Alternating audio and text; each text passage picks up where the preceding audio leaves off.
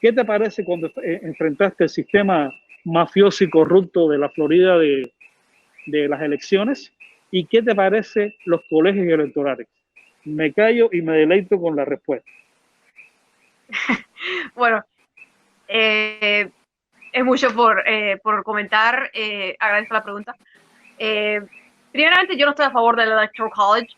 Definitivamente se cometen mucha injusticia. Es muy frustrante el proceso actual y hay mucho que hacer. Yo lo quitaría.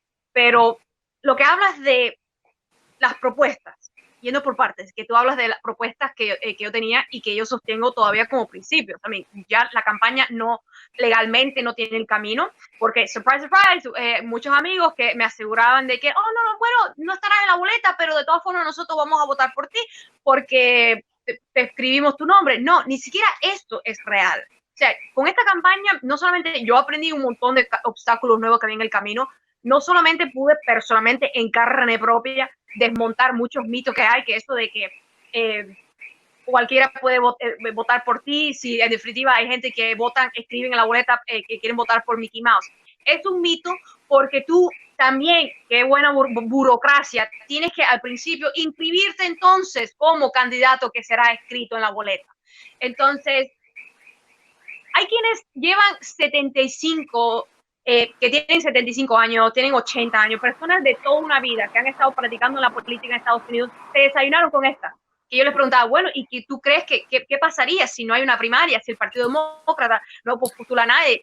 Amigos de toda una vida, veteranos de la política, del activismo, se quedan así, no lo sé, porque no, el sistema no es tan conocible. O sea, tú necesitas ya un abogado especialista en campaña para saber cuáles son todas las otras opciones y entender los secretos. Y las propuestas que yo tengo, que yo tenía, que te digo que son simplemente principios míos que yo sigo sosteniendo, campaña o no campaña, es en lo que yo creo, de que se deben subir debe haber un aumento de salario, de que la ecología, que si la salud, más trabajo, anticorrupción, o sea, todos estos principios en ningún otro estado yo creo que hubiera causado tanto revuelo como lo hizo en el estado de la Florida. Eso que dice que el estado de la Florida es un swing state, que si es púrpura, que si a veces demócrata, no. El estado de la Florida es republicano, es un estado sureño, lo que tenemos 2 o 3 ciudades aquí en la costa liberales y Orlando un poquito.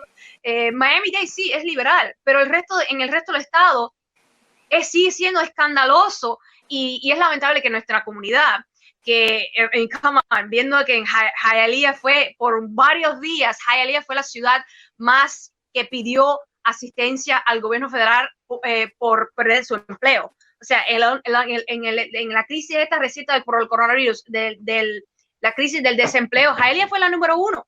Pero sin embargo, Hialeah, mayoritariamente la gente asume que simplemente es republicana. Entonces, yo aprendí mucho.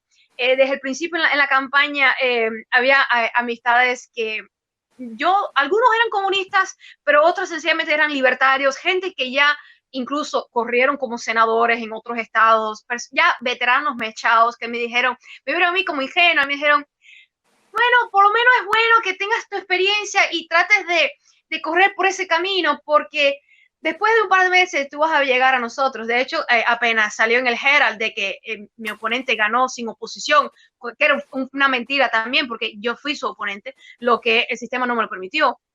Ya inmediatamente un amigo viene y me dice, bueno, ¿qué te parece ahora el comunismo? ¿No? Pretendiendo, tú sabes, pretendiendo aprovecharse del hecho de que aunque mis posiciones no sean escandalosas en New York, en Chicago, en cualquier otro lugar de una mentalidad más abierta, las propuestas mías, que son como elementales, yo diría, y que individualmente cuando yo tocaba las puertas, la gente me decía, sí, yo estoy a favor de eso. O sea, yo hablé con la gente. Yo tuve republicanos, el clásico republicano cubanoamericano que me decía, estoy a favor de eso, me gusta que tú tengas un chance de competir, pero entonces, ¿a quién representa la prensa? O sea, tenemos, ante todo, yo descubrí que aquí hay un gran desconecto de la población civil que está en las calles, que está trabajando, que quiere algo mejor, que quiere que sus hijos puedan tener un empleo y que salgan de una vez de la casa, porque me topé con muchos, pero muchos jóvenes latinos aquí viviendo con los padres, que sencillamente los padres están diciendo, pero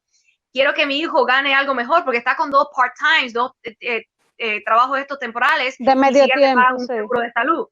Entonces, pero mientras tanto, el Herald se pone a estar imprimiendo un artículo sacando el nombre de Fidel Castro en vez de mi nombre. A mí, Fidel Castro ya falleció. ¿No crees que sería más importante informar al público sobre quién es Yadier Escobar? No poner mi abuelo también, que también está fallecido, y el 26 de julio, que se absolvió en el 61.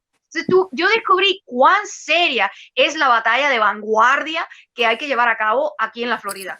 Porque hay quienes piensan de que no, sí, se está avanzando mucho en Estados Unidos, mira eso, Bernie Sanders, cuánto arrasó, pero sí, en otros estados, porque aquí en la Florida todavía seguimos en la Guerra Fría, tanto de que ya ves que Donald Trump puso como el nuevo jefe temporal del USAID, que se supone que él tenga que él lidie con el mundo entero, ha puesto un cubano americano, que era el consejero legislativo más importante en los años 90 de Ballard. O sea, todo se queda dentro de la piña, la mafia, de los amistades y todo lo que es lo confiable de la gente que siempre te va a apoyar, de a dedo, o sea, básicamente dar una apariencia, no solamente a veces apariencia, sino en práctica convertirse en una república banadera. Porque tú dices, todo es que si los socios, que la lealtad por encima de la eficacia. Por eso tú ves que ahora el Trump puso el jefe del correo, precisamente cuando se sospecha que en el 2020 las elecciones mayoritariamente serán por correo. Tú ves entonces que Donald Trump pone entonces a un amigo suyo, un donante que le donó su campaña, jefe del correo. Entonces, que tú sabes ¿para qué entonces estábamos supuestamente queriendo derrocar a Maduro de que si es una república ganadera? Si ya estamos nosotros en medio de esta pandemia demostrando al aire, al mundo, todos los trapos sucios, toda la ineficacia, toda la podredumbre, que entonces cuando uno trata de corregir, te tachan como si estuviéramos en la época de macartista contra la Unión Soviética. No, es comunista. Olvídate los nombres. Es casi como, yo digo, ok, para resumirlo y no seguir con el monólogo. Al final del día, lo que me preocupa más en Estados Unidos es actualmente, en este clima de republicanos y trumpistas y los progresistas versus Joe Biden y los demócratas, todo el actual panorama político. Lo que yo he descubierto es que hay una policía del vocabulario, de las palabras, pero no en sí de las acciones. O sea, como que se arma más revuelo por lo que tú hablas, que yo dije de que, igual que Bernie Sanders, que yo dije, no, la revolución, qué bueno que la revolución educó a la gente, que la gente pudo leer, que la gente pudo estudiar. Sí, yo me autoclasifico como revolucionaria porque quiero el cambio, yo quiero derrocar al status quo que está oprimiendo a la clase trabajadora de Estados Unidos. Pero por esas palabras, más revuelo se armó que no las acciones que comete Díaz Balart en el Congreso. Entonces tú dices que hay una policía de las palabras, o sea, tienes que censurar tus expresiones, pero las acciones, los delitos, los crímenes, los verdaderos crímenes en el mundo real, como que eso no cuenta. Eso no importa de que Balart reciba contribuciones de dinero de la misma empresa que estuvo involucrada con el puente ese de Fayú que se desmoronó y mató como a 9 personas y nos costó como millones de dólares y se cayó cuando hay puentes de la Edad Media en Europa que no se han caído. Entonces, tú hablas de esas cosas y como no importa, pero es que tú dijiste cosas que parecían comunistas. ¿Qué importa, no? O sea, para mí, yo creo que los políticos deben ser juzgados por sus acciones, no por lo subjetivo de las palabras, y porque en definitiva al final del día la palabra es fuente de malentendido. Y yo digo progreso y quizás para alguien eso tiene otra interpretación. Claro.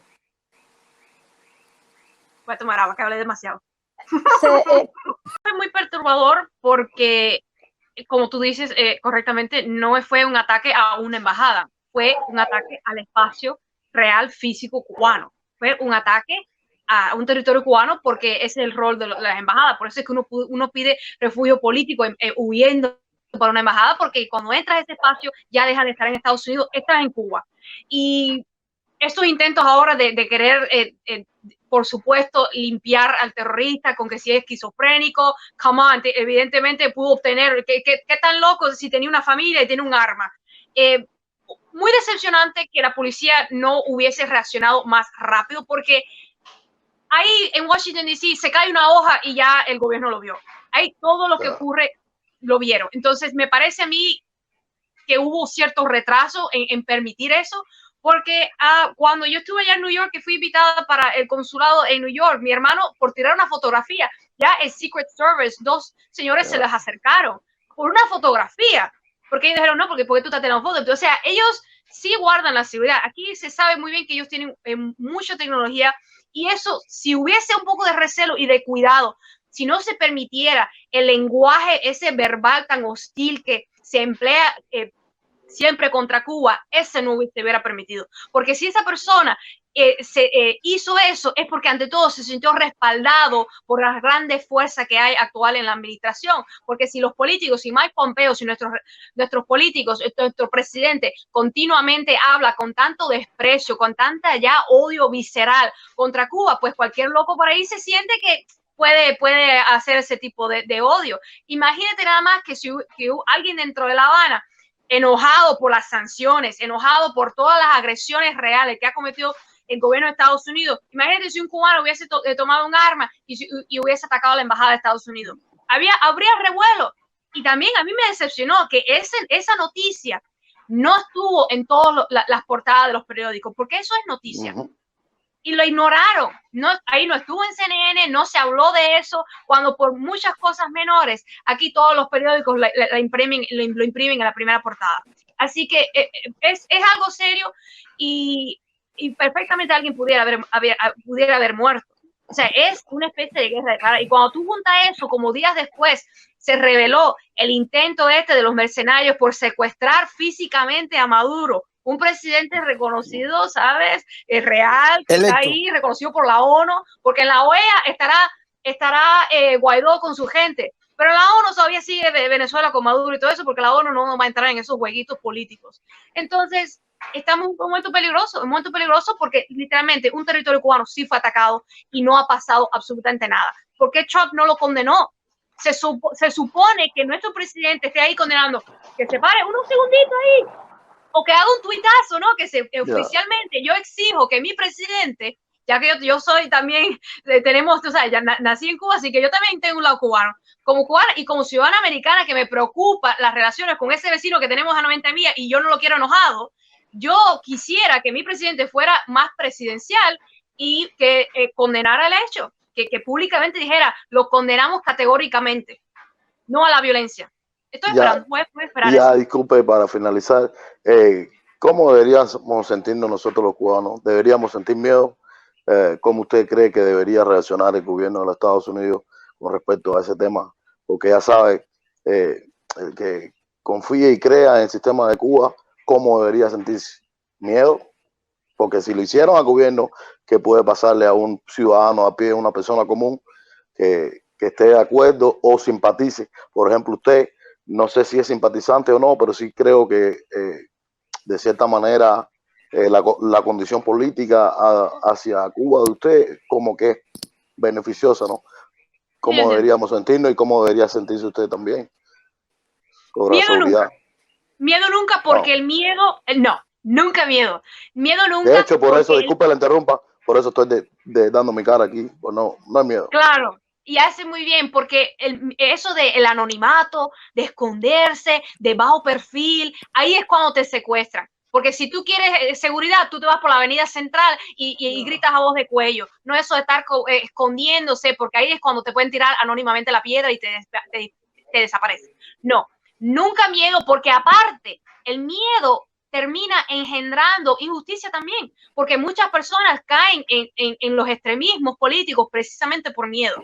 Entonces, no instinto de aquí de que quiero sobrevivir a toda costa, no. Fríamente, pero para no cometer torpezas, empezar a exigir una normalización de relaciones, que si nosotros tenemos familiares allá, si muchos de nosotros tenemos un pasaporte cubano, si somos ciudadanos de Estados Unidos también, nosotros merecemos que nuestros políticos tengan en cuenta que tenemos nuestras familias allá, que demandar, yo digo, ante todo, no eso de esconderse, que el cubano muchas veces tú ves que se renuncia a tener representación, renuncia a la idea de tener un político que los represente y los ayude a ellos a tener sus derechos.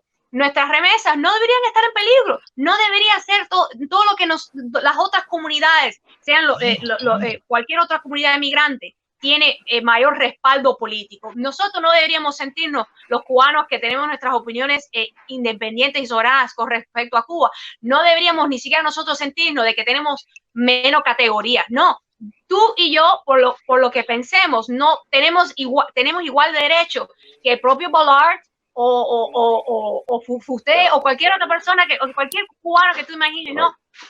Tenemos, porque demasiadas veces yo noto que el cubano que envía remesas, el cubano que no tiene odio hacia Cuba, que viaja frecuentemente, tú ves que hay cierto temor para públicamente decir todas esas cosas porque se sienten que van a perder como respeto, como que la gente como que no los va a tomar tan en serio, cuando no debería ser así. Si tú tienes una opinión sobre Cuba, dilo, porque en definitiva, cuando ya salgamos toda la luz y salgamos todos del closet, vamos a descubrir que somos las mayorías y que somos la fuerza verdadera de esta comunidad. Absolutamente estupendo lo que hacen los doctores cubanos, los médicos cubanos. Para mí son como una categoría especial. De hecho, cuando he recibido correspondencia para el programa mío de radio o de La Directa, o cuando en el canal de Tinima TV hemos retransmitido el noticiero, que hay personas que dentro de misiones médicas de otras partes del mundo escriben. Para mí ese es siempre como una categoría, para mí es un honor que yo digo, wow, lo que yo hago, ¿no? Sea programa, directa, lo que sea, que pueda ser visto por cubanos médicos en misión, para mí siempre es un honor especial, es como una debilidad, ¿no? Un pet peeve ahí, es de ese mal cogeo, y creo que públicamente nunca lo había dicho, pero cuando tú ves que Italia, España, que tú ves que son países, ¿no? Con una buena reputación, países, ¿no? A la cual muchos cubanos incluso emigran, ¿no? Porque hay cubanos en Italia, ¿no?